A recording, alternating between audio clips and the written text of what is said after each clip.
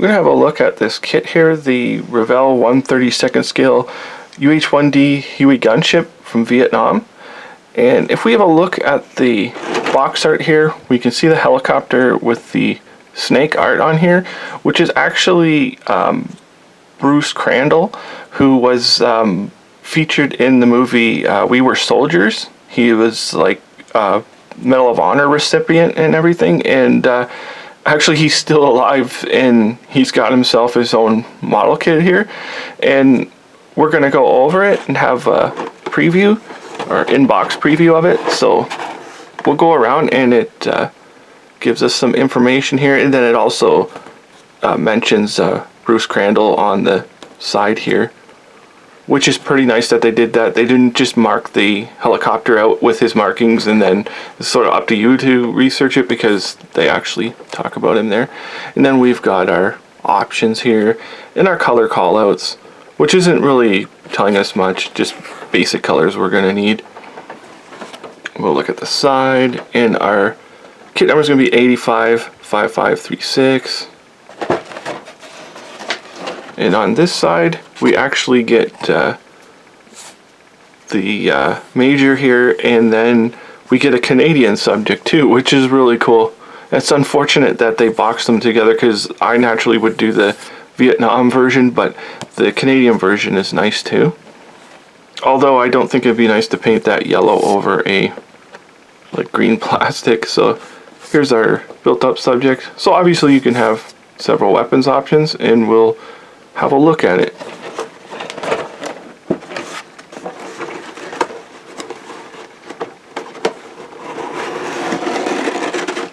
I should also say that this kit was released in 2015. Or that's the boxing at least. And we'll have a look at our instruction sheet here. Shows us the gunship. Again, the small blurb on there. And our colors. And it's giving us a list of what every part is in here. That's really cool that they did that. I don't think I've seen this before. A company that did that. It's telling us what each piece actually is, the name of it. Really interesting. You can see it all there.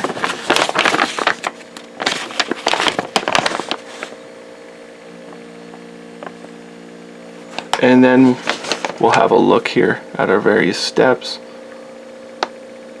Pretty simple.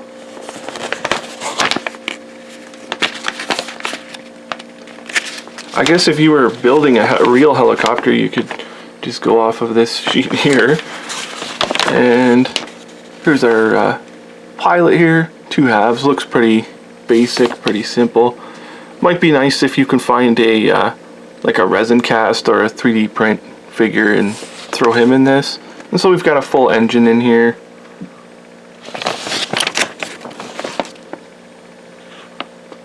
And how we plug it in there. Our interior, or glass work I should say. And the door's actually open, which is kind of nice. And more pieces here. And so you can have that little light flip down on the front. I guess it's a landing light. And you can have the engine section open. So it's giving us a lot of really small steps to complete. And so it looks like we've got a bunch of different armament arrangements. We got the like missiles on there, and the dual 60s, and a minigun on there and everything. And they're kind of interesting. The missiles are interesting. It's showing us all of our various little armaments here.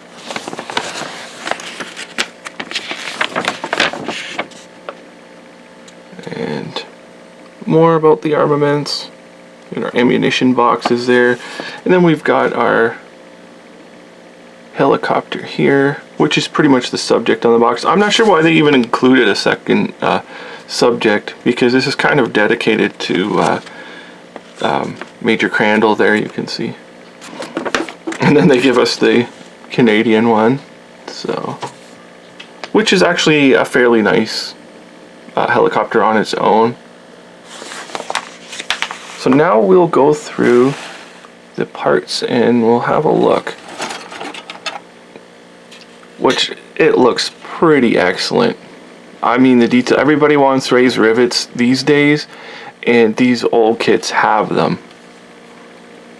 Because I think people are finding out that helicopters are closer to armor than they are aircraft. Like, they're not like a high-speed item that needs to be smoothed down and like perfectly maintained and everything to fly at Mach 2. They're more workmanlike, and then of course they took ground fire like crazy and were dinged up and everything, and these old kits seem to have got it right. You could see the texture in here, just absolutely brilliant, the texture that they've done on here, and then again the riveting all over this thing, really nice. And on the side, like where the tracks here for our doors, you can see how awesome, like each one of these looks like it's a separate panel in there. Really nice. It's just unfortunate the way that they're split. This one's not so bad. It doesn't seem to have too many rivets or anything under here where you're gonna have to clean that up eventually. Let's see the tail here. Like highly detailed. And then the pieces that stick out are really prominent. And our tail rotor there looks really nice. Have a look at the inside. Okay, so there's nothing on the actual inside itself. We'll go on to the other side, which has our engine. The engine looks alright. I mean, there isn't a whole lot to it, so you'll have to detail it out depending on what you're looking to do. And that excellent texture there. There's like a little bit of flash on here. It's nothing too major. You can see this piece. Too bad they left that piece in if you wanted it out. It's not going to be that easy to get it out. And on the bottom here. Super, like, just excellent details like that. Because I know like the Mang and the Tacom Apaches have come out, but like if you look at the way these things are, I mean, they look like the real aircraft. That looks just awesome. You can see our tail here. And we'll move on to our skids. Our seat, one of our seats fell off. Because this is quite an old mold. This was, I'm sure it's an original monogram mold. I'm not sure if it was the original Revell or monogram, but I'll put the, in the description, I'll put the original release date. Here's our skids. Our skids aren't bad. They, I don't think they're warped. They might have a little tiny warp, but it should be nothing to get out. And we'll flip it around and see our sticks. The sticks could be a little nicer. And our seat. Again, I guess like our seats, when it comes to our seats, there's not really any detail to it because I believe it's made to put the pilot in it. Wasn't really an option at the time. And you can see the pilot from the back anyways. I mean, it's not really going to matter what the detail looks like on it. And then here's our, like the rotor thing that the rotors are on. And it looks okay.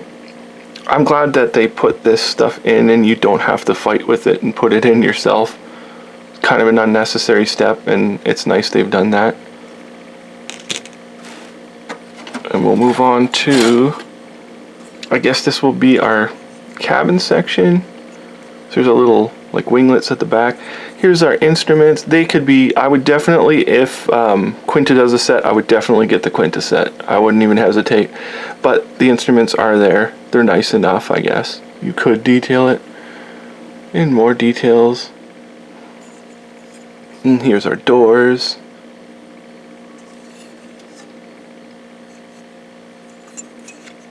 And yeah, so here's our, like our padding on the inside of the aircraft, which, excellent. It's just awesome.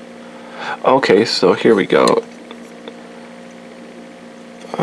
if we can look at it here, we've got a Revell 1980. Is it 62 or 82? It's got to be 82 on here. I'm guessing that might be the original release of this kit. I can't say for sure, but again, I will put it in the description.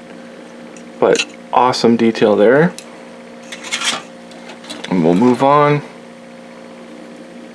And here's our pilots. Actually, the pilots aren't too bad. Of course, I would replace them with a 3D print or something, but you could get away with them. And our rocket pods is something I would replace with a nicer part. Like, these are just 275 rockets. It should be nothing to find a replacement in 32nd scale. Here's our machine guns. Could be replaced again, and the minigun barrels there. And our weapons mounts. Here's our blades for our helicopter. The detail on them is pretty nice, how you can see how it's stacked on here. And I guess there's the muzzles for our miniguns there. Nothing too special. So they're kind of soft. Like, the weapons altogether are kind of soft. You could get away with it in a build. I mean, it's nothing horrible, but it's something I would probably replace. And then our ammunition boxes in the middle there. And we've got another sprue here, and it's got a sticker on here telling us it's made in Poland, I guess. And our ammunition belts, and our missiles, and more M60s. This one looks to have a little less flash than the other. And like the excellent texture here on the floor. Like every single panel in the floor is on here. And our cladding. This is something, maybe you could cut these out and put an actual screen in there. Wouldn't even be much work to do that. There's our missiles. I don't know what kind of missiles these are, or if they were actually used in practice. There's some kind of anti-tank missile, I believe, in our ammunition chutes. And we don't need to look at that seat. We'll have a look at the glass. And I'll just open it up here so we can get a good look.